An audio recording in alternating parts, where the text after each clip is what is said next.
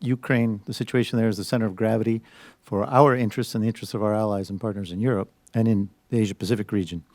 Start with the Global South. They're watching. They're being played by both China and Russia, who are both trying to change the rules-based world order to one more favorable to autocracy. And they're offering autocracy as a better way to meet the needs of the people and ensure peace in the world. That's a narrative that we have to defeat.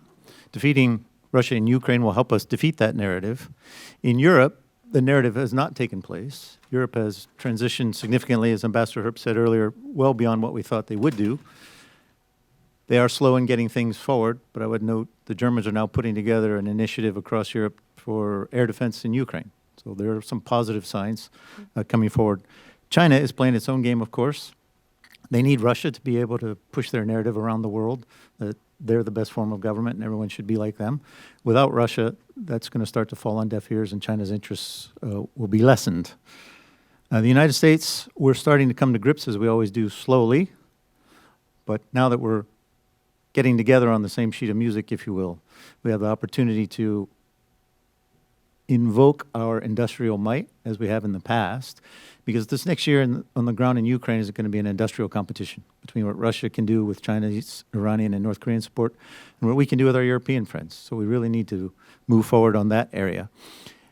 In Ukraine, as we all know, Ukraine has done a spectacular job. The beginning of your question, I think, was exactly right. We didn't start with a strategy. At first, we thought Ukraine would lose. Then when they started to win, we were late to need, and we weren't able to reinforce their success. That gave the Russians time to dig in. Then we just assumed that the Russians were going to be bad forever and the Ukrainians were undefeatable, and therefore the counteroffensive didn't go as planned because we didn't diligently get in there and tie our assistance to the strategy and the tactics employed on the ground.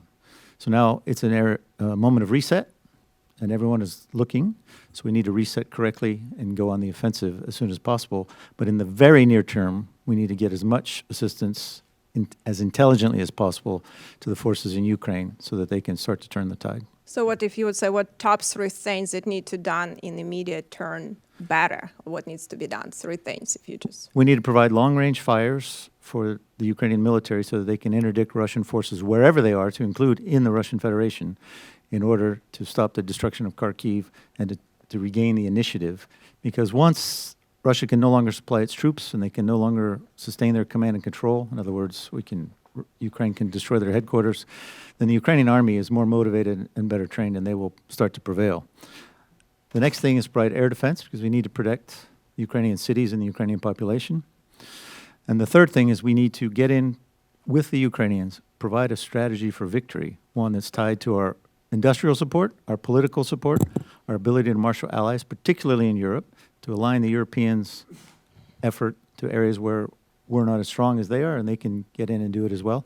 But also listen to our Eastern European counterparts, because they know the situation better than anybody, and they were proven right.